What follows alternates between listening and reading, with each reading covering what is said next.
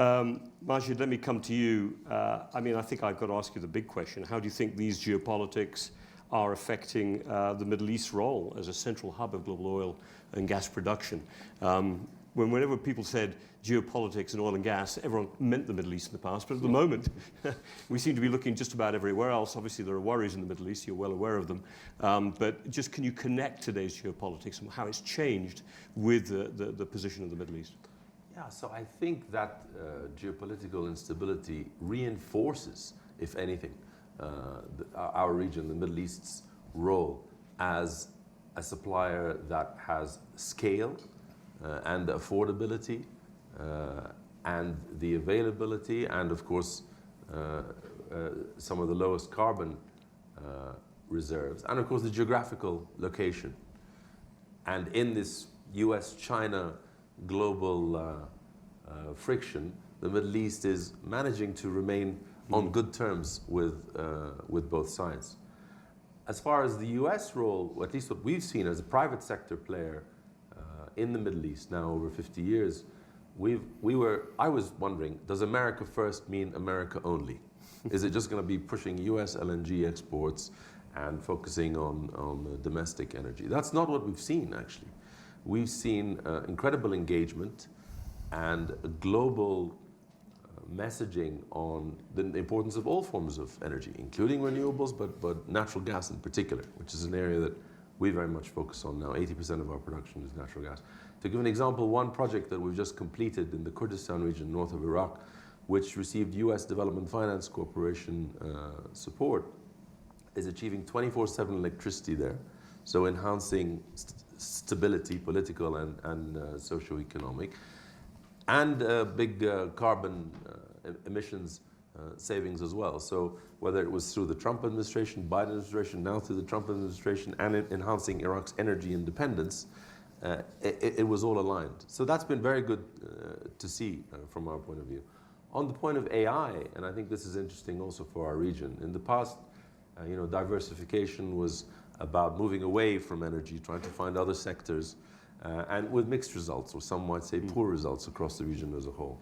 Now, suddenly, there's a diversification that's based on energy, because AI needs energy in huge amounts. I mean, looking at people don't appreciate the extent to which it does. You look at your ChatGPT on your phone, every search there is 10 times what a Google search used to be.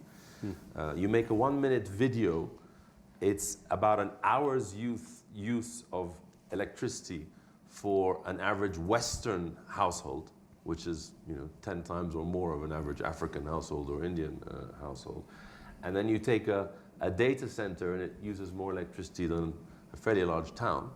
And then you multiply that by millions of servers and billions of people, and it's going to be staggering. So a region like the Middle East that has the energy resources, that has the capital, and I would say the leadership impetus and the agile policy making.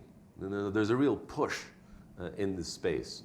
And I think that bodes very well for competitiveness in this space and the nexus between AI and energy going forward. So in a way, if the Middle East can keep a lid on some of the security risks that continue to affect it, actually the upside in this geopolitical environment are quite extensive, would be my takeaway from your remarks. I've got to keep moving around because otherwise I'd love to come back on some of these points. We have time. Majid, let me bring you in here as well. I've got two questions. I think I'm going to focus on one in particular, which is the diversification taking place in the Middle East of its economy, trying to move towards, not being just the energy producers, but obviously being also key players in this AI transition. Now, is that making, the Middle East a potential winner in energy security? Are they knitting themselves into global markets? Are people going to be dependent on the Middle East in a new way through its capacity to be a key player in the AI revolution, be able to mix up its domestic capability? What do you think? So as I said, I think it's playing to its strengths as a region because of the availability of the capital and the energy, but it's very much doing it through partnerships, not through the competition. And those partnerships are really going in all directions, a lot with the United States, with big tech, including with the US government on policy, but also with Asian companies. So I think it's going in all directions in that sense. Can they square the China-US dynamic? Because the Middle East is certainly playing both sides of that coin. There are I mean, it doesn't see it as playing at both sides. It sees it as doing what's in its own interest, which is having good relations with both. Okay. There are obviously pressures that come this way and that way, but overall, I would say, yes, they are able. I mean, ultimately, energy security is about resilience. It's about resilience of fuels as well as resilience of grids, resilience to geopolitical shocks and market-driven shocks. And that resilience needs to come from responsible investment that's not ideological. And I think unfortunately, we have seen that. 5 years ago, investment in oil and gas was down by 40%. And there was this view of the world that if we starve the supply, while the demand continues to grow, that we're going to solve climate change and the world will be fine. We ended up losing on all three elements of the so-called trilemma: the availability, affordability, and the sustainability. And that is the priority order, by the way, for consumers and especially voters, rightly or wrongly, because it's the order of urgency. If you lose power today, it's a serious crisis. If you have a big bill at the end of the month, that's something else. If it's 1 degree higher temperature for the planet by 2100, that's again a different set of priorities. We ended up failing on all of them because developing countries who don't all have LNG import facilities burnt more coal.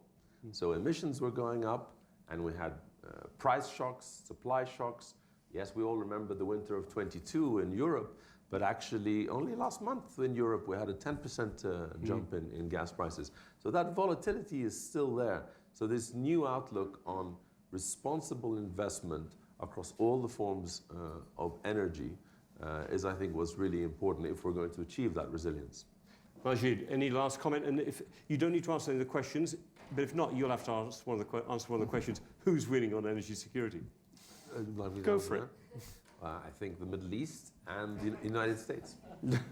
I like a nice clean answer. Middle East and US. We're in 44 seconds.